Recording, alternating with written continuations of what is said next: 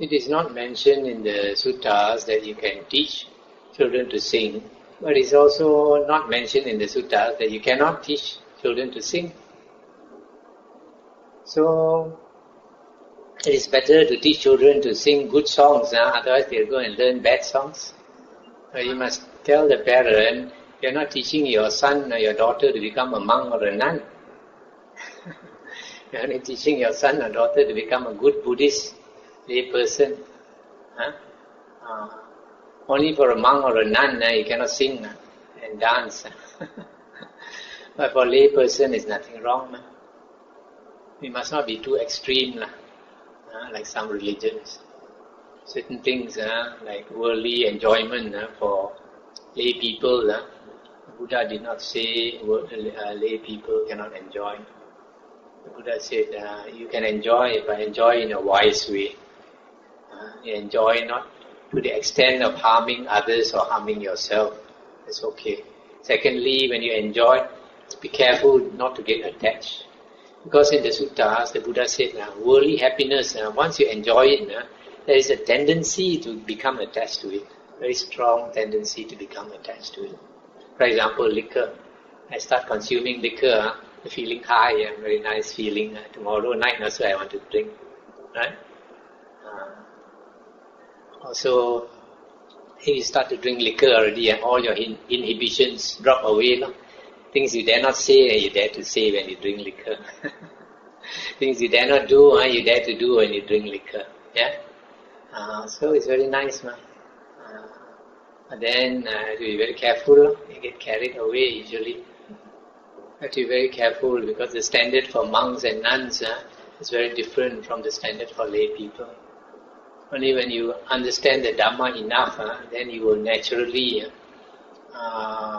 steer away from worldly happiness.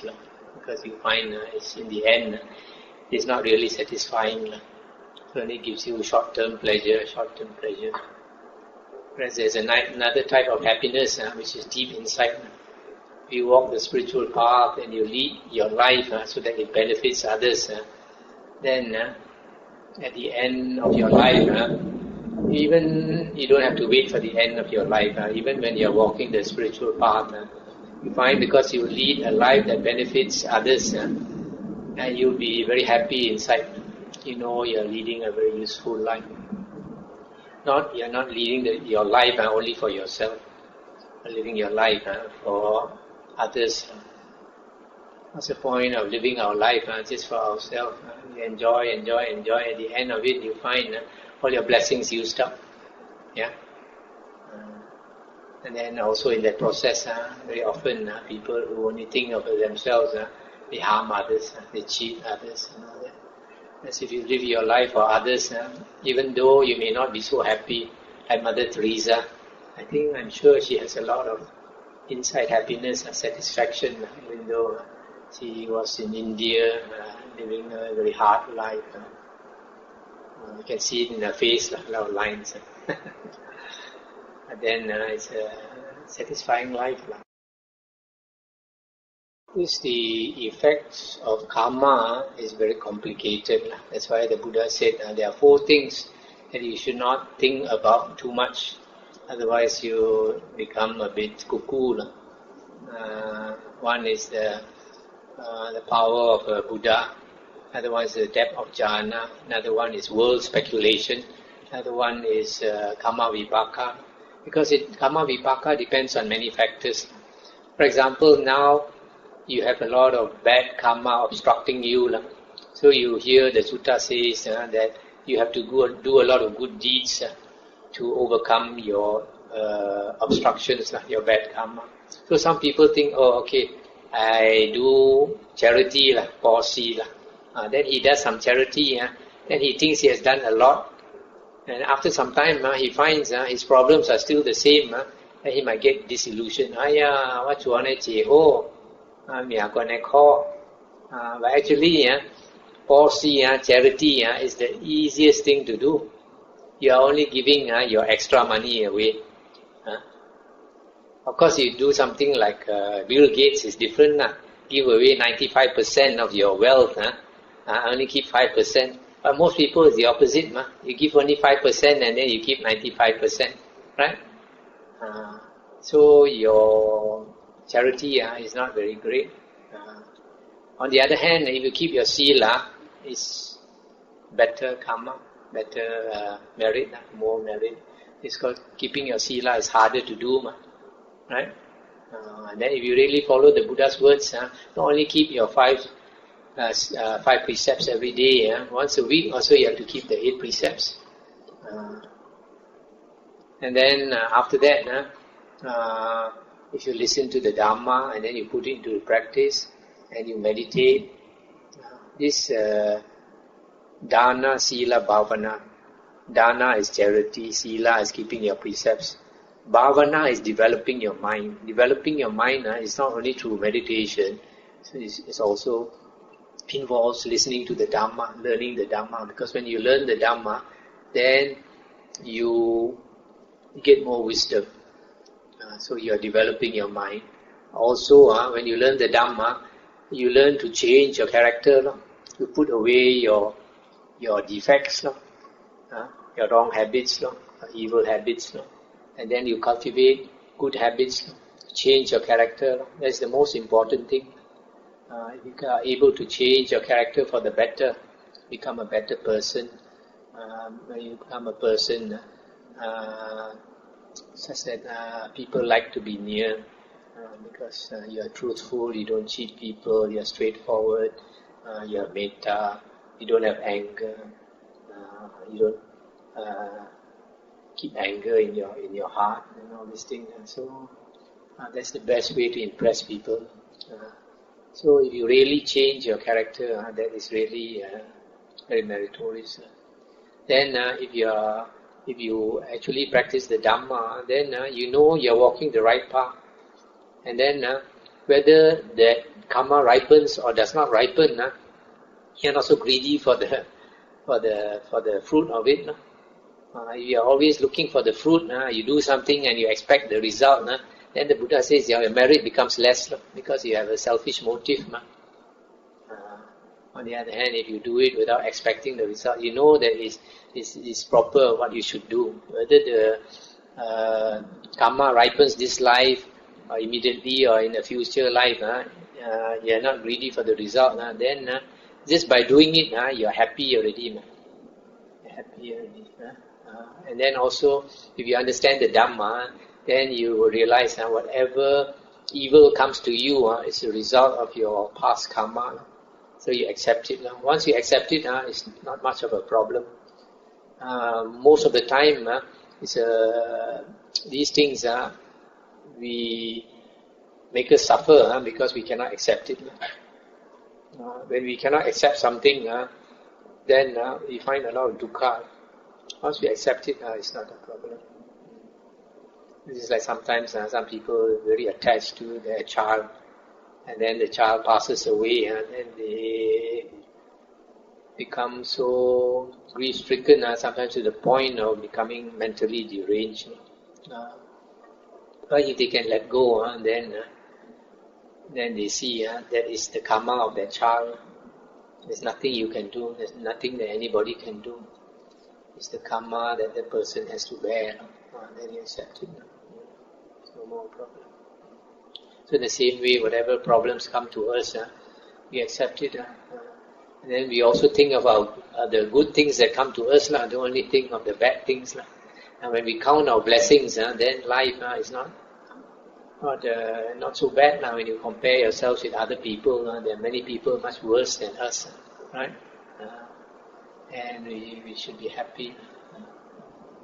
This karma is very, very complicated one. Not only what you do, also the state of your mind, also the person you do it to, and then the environment affecting you, and then also your karma from the past. How bad is the karma from the past? If the karma from the past is very bad, then sometimes whatever you do also, you don't seem to improve it. That's because your karma is very bad. So since you don't know all these factors, it's really hard to say whether what you do is going to have effect or not. You must differentiate between worldly cause and effect and Buddhist cause and effect. Karma vipaka means intentional action and its result. So as far as buying the fish is concerned, if you buy a live fish and have it killed, that is evil karma. But if you buy a fish that is already dead, you have not contributed to its killing.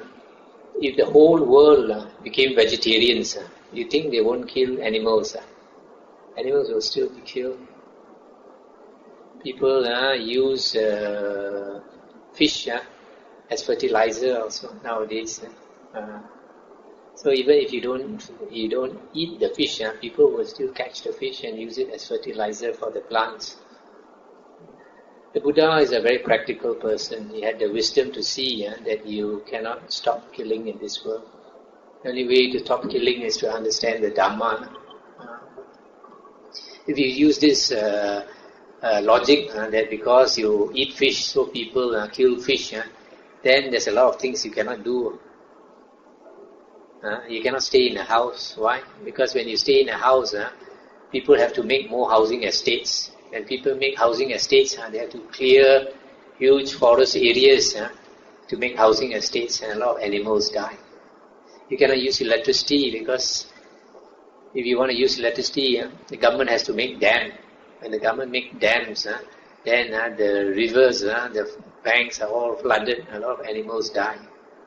And you cannot sit in a car, because if you sit in a car or drive a car, then they will make more cars.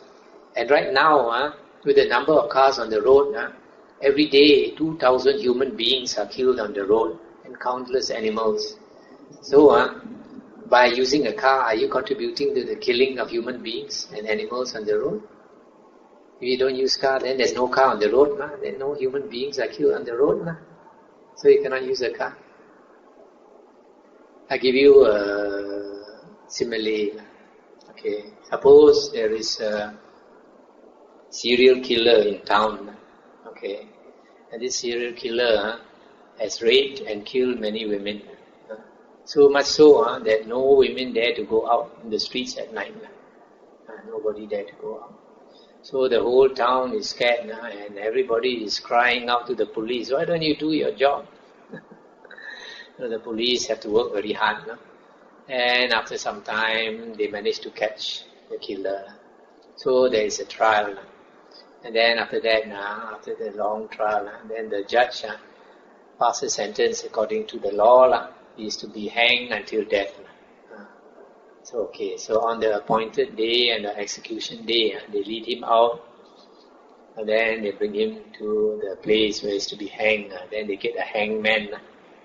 Hangman to close his eyes, tie his hands, put the rope around his neck, and this hangman goes to one side and pulls the lever, and this person is killed. Okay, now a human being is killed, Okay, so somebody must have done evil for a human being to be killed. Okay, who has done the most evil? If you look carefully, according to the karma vipaka, the one with the heaviest evil karma is the person who did the execution because he pulled the lever, right? But when you accuse him of doing the killing, he will say, I didn't kill him, I only cari makan only to feed my wife and children. It's the judge, the judge condemned him to death. Then when they asked the judge said, what? I only go according to law, I sentence him only according to law, but I didn't kill him. It's the man who killed him, isn't it? So if you go by karma vipaka, the heaviest karma is the person who pulled the lever to kill him. The second biggest karma is the judge, because the judge condemned him to death. Okay? Now how about the people in the town, all of you? Actually, this person has to die because of all of you, because of the safety of all of you crying out to the police to find the killer, then this person has to die for your sake.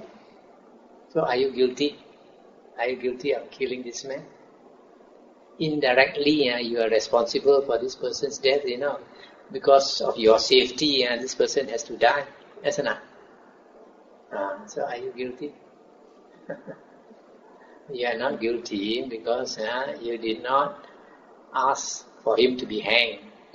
If suppose you write a letter to the newspaper, this person must die because he killed my daughter, this person must hang. Then in a way you are responsible because you asked for this person to be executed, But if you did not open your mouth, you did not say he must be hanged, then you have no karma, even though you benefit from his death. So in the same way, when somebody breeds some animal and he sells it to the market to be slaughtered, the heaviest karma is the person who works in the market and slaughters the chickens, slaughter the pig and all that, because he is the one who actually slaughtered them. The second evil karma, the heaviest evil karma, is the person who breeds the animal, because he breeds the animal and then he sells it to the market with the intention of having it slaughtered. That means he is like the judge. He has condemned the animals to death by selling them to be slaughtered. But the person like you and me who eat the meat, we have no karma of killing. Even though we benefit from the killing, we did not ask for it to be killed. But it's different if you go to a restaurant and then you select a live fish or a live crab or whatever, and you ask them to cook for you, and then you are responsible because you have condemned that creature to be killed.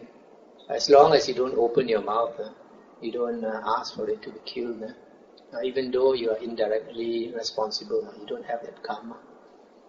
Because whether you eat the animal or not, most of them will still be slaughtered. Because imagine if all human beings became vegetarians, and then these animals multiplied so fast, and then they'll become pests.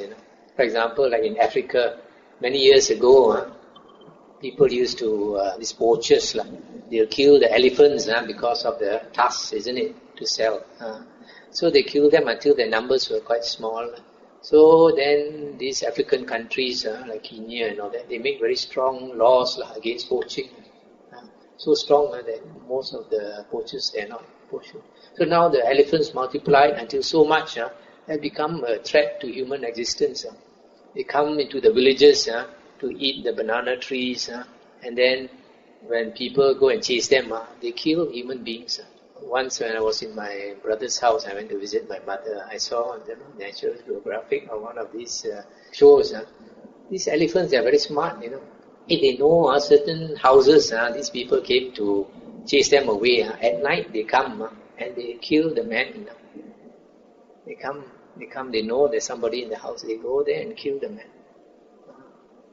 So they can become a pest that people have to shoot them again. So when they multiply to too much, becomes a threat to human existence. They have to kill them. For example, like if you plant vegetables or you plant fruit trees, and these rabbits come and eat, and these kangaroos and these squirrels and all that, and these farmers will kill them or trap them. Even like they plant vegetables, they have to use a lot of herbicide, insecticide. Otherwise no harvest, cannot harvest anything. So this world is such that it's a race for survival, dog eat dog world. Don't talk about flesh. Even in the business, when people do business, it's also a dog eat dog world, only they don't eat flesh. But sometimes they kill each other in different ways. This world, the Buddha said, is dukkha. In the Bible, you know what they say? In the Bible, it says that the world is evil. So the world is evil. The nature of the world is evil because every being is fighting for survival. As long as you have a self, you will fight for survival. And sometimes when your life is threatened, or when your son or your daughter's life is threatened, you will also kill, right? As long as there is a self, there is a selfishness. You want to protect yourself. So we cannot change this world. The world is like that. We can only change ourselves. And the way to end suffering is to strive in the spiritual path. When you strive in the spiritual path, then You give up a lot of things. And if everybody live like monks and nuns, then there's no need for electricity, no need for houses. Then, a lot of evil is not done. Both are so important, listening to the Dhamma and meditation. Meditation, I advise you to do early morning as soon as you wake up. Because when you wake up, you try to wake up slightly earlier so that you can meditate. Because that's the best time to meditate, when your body is not so tired. And then in the evening when you come back from work, and then you listen to the sutta, and then you read the Dhamma books. Because when you after work, you're quite tired. It's quite difficult to meditate. So in the evening when you have free time, you listen to Dhamma talks and read the suttas. In the morning you meditate. Actually, our meditation is to clear our mind so that we can understand the sutta. So understanding the sutta is by listening to the Dhamma or reading. Actually, if a person is not prepared, at the last minute, it's very hard to do anything. Facing death is not a 100 meters dash. It's a long run. So we have to prepare ourselves over a period of years. Then only we can face death. So if somebody is ignorant, and then at the last minute you try to teach the person some Dhamma or anything, it's no use. The mind is not tuned to Dhamma. What is important is the everyday mind. Our everyday mind, the state of our mind every day is extremely important. That is your natural frequency.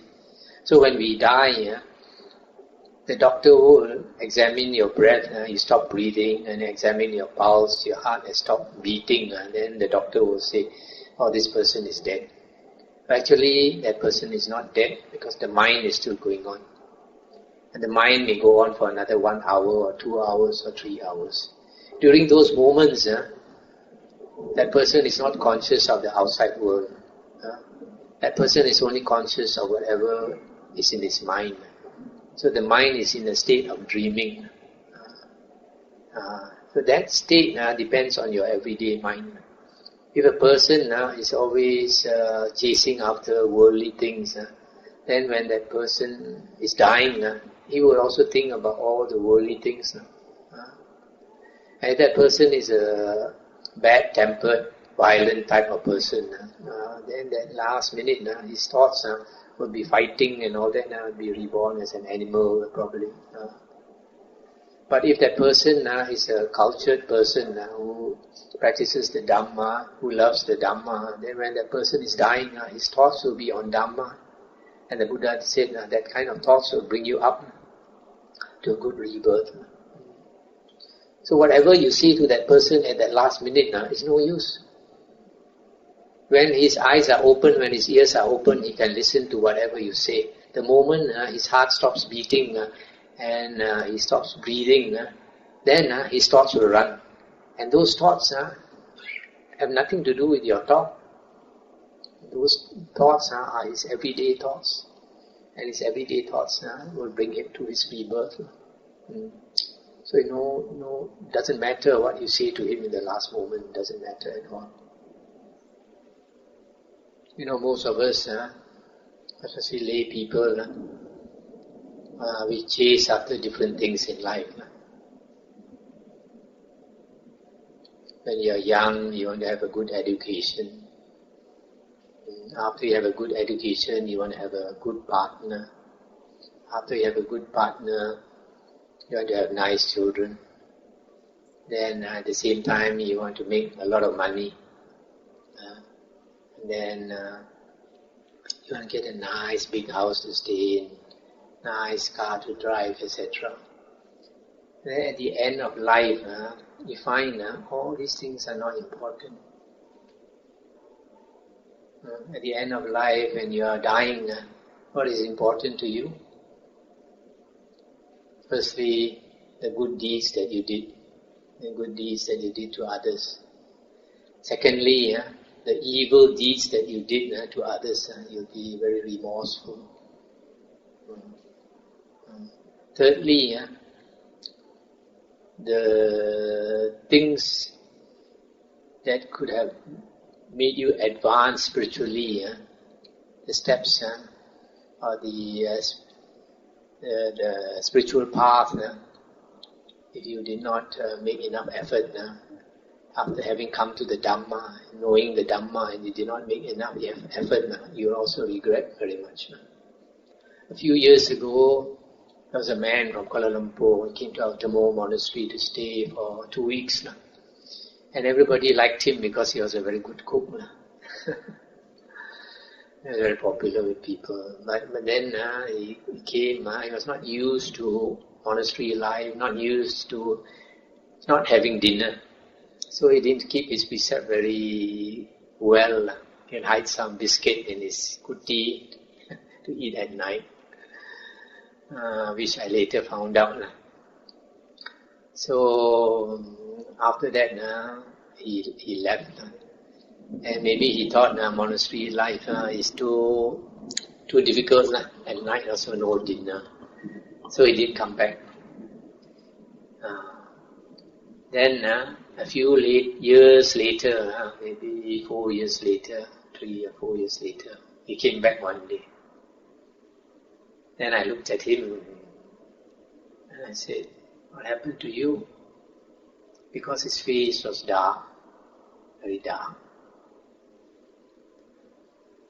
So he told me, "I have cancer, terminal cancer."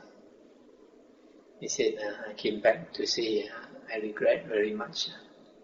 I regret extremely. I didn't come back to practice in the monastery." So after that, he went back to KL and friends visited him. Also, he told them he regret very much. He didn't come back to the monastery to keep the 8 precepts to practice. Shortly after that, he passed away. So you see, when we have the chance to progress spiritually, we don't make the effort. It's very important, having come into the Dhamma, to learn the Dhamma enough so that you get right view.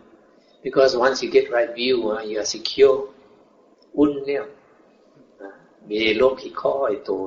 That is most important. In samsara, in the cycle of birth and death, I don't mind going on forever if I can always be reborn in the heavenly world. Right? You also, I'm sure, you don't mind being in samsara forever and ever if you're always in the good rebirth, isn't it? What we are afraid of is rebirth in the ghost realm, in the animal realm, and worse, in the hell realm. These 3 we are afraid of, right? But once you have right view, then you will never be reborn as a ghost or an animal or go to hell. Safe now.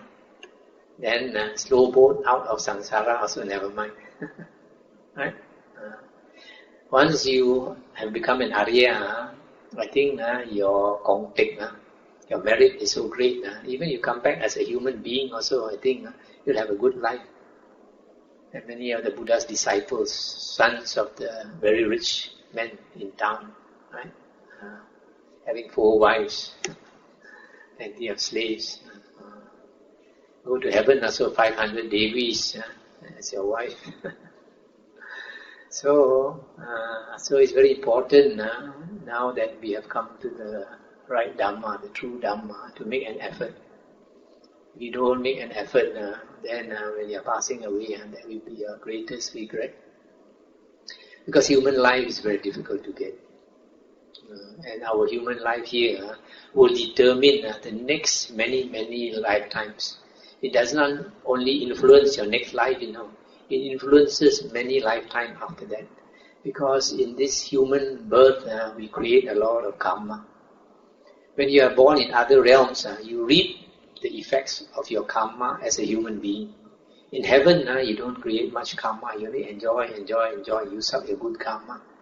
And when you go to hell, you have to pay back all your evil karma. Or you're born as a ghost or an animal. There's no chance to create karma. You're just paying back. So human lifespan, lifetime is very crucial. Very, very crucial. So we must not be careless. To be extremely careful. Don't at the last moment regret this and regret that. Imagine now that you have a second chance in life. A lot of people don't have it. Suddenly they know they got cancer and within 1 or 2 months they pass away. Just like this Chinese New Year, one of my devotees in Perak State said just before New Year, the sister-in-law phoned her and said coming back for Chinese New Year, asked her to cook this and cook that. And before she could come back, suddenly she found she got cancer. And then went to check, found that the lung collapsed already. I had to go to hospital, take out that lung. And then suddenly found that the cancer spread already. Now we're just waiting for death. And then she told my devotee, she said she regret very much that she did not take interest in religion. Before she got sick, she used to laugh at my devotee spending so much time with your Buddhist monastery and all these things. And now that she is on the brink of death, then only she understands that she is not prepared for death at all. So her greatest regret did not take any interest in religion. We should live our life like the scout, be prepared. Anytime you go for a checkup, suddenly you find, you got cancer. Among the Chinese, most of the Malaysians who get cancer are Chinese. On the average in Malaysia, 1 in 4 people get cancer. So among the Chinese, you can say 1 in 3. 1 in 3. So your chances of getting cancer are very, very high. But anyway, whether the doctor tells you got cancer or not, the Buddha already said that you all have cancer. Yeah, in the Sutta, the Buddha said you have cancer. Anytime you can die. You don't know when you're going to die. And life is very short, very, very short. When you don't expect it, suddenly you find you're going to die already. Like this lady, never expect when I come home for Chinese New Year, want to celebrate. Suddenly, cannot enjoy anymore. Many years ago, one of our Penang devotees, the husband was dying. So the doctor said within 3 months definitely he will die. But after that he didn't die. And it dragged on month after month. So this old lady asked me and another monk to go to the house to do some chanting for this old man. So when we went to the house, we saw this old man, was all skin and bones. He should be dead already, but he refused to die. And he was so weak that his mouth opened, could not close his mouth. So we did some chanting for him. And after that, we left. Within 5 minutes, he passed away. So some people are like that. They don't go off because they don't have enough good karma. So they know they are going to take rebirth in the ghost realm or animal realm. So they're scared. So as long as you cling on to life, you won't die. Our mind is very strong. You're not willing to die. Even your body is rotting. Just recently somebody told me the mother's body rotting already and yet she refused to die. Pus already coming out from the mouth. Actually rotting already and yet she refused to die. Holding on to life. So this person like that, scared of dying because not enough good karma. So when we did some chanting for him, he felt assured. Then he let go. Passed away. But that does not mean he'll go to a good place. At the last moment, he feels peaceful. But once he closes his eyes and is clinically dead, then the mind will continue to go. And that depends on his karma. If his karma is good, it brings him to a good rebirth. If his karma is no good, still full of greed, hatred and delusion, go to a bad rebirth. One leads to the other. Right effort, if you practice right effort, then you can easily practice right recollection. If you practice right recollection to the extent of satipatthana, and it will bring you to concentration. Right effort is like looking at your unwholesome states and discarding unwholesome states of mind and practicing wholesome states of mind. If you do that, then like keeping sila, then your mind becomes happy. And then when your mind becomes happy, then you can practice right recollection and right concentration.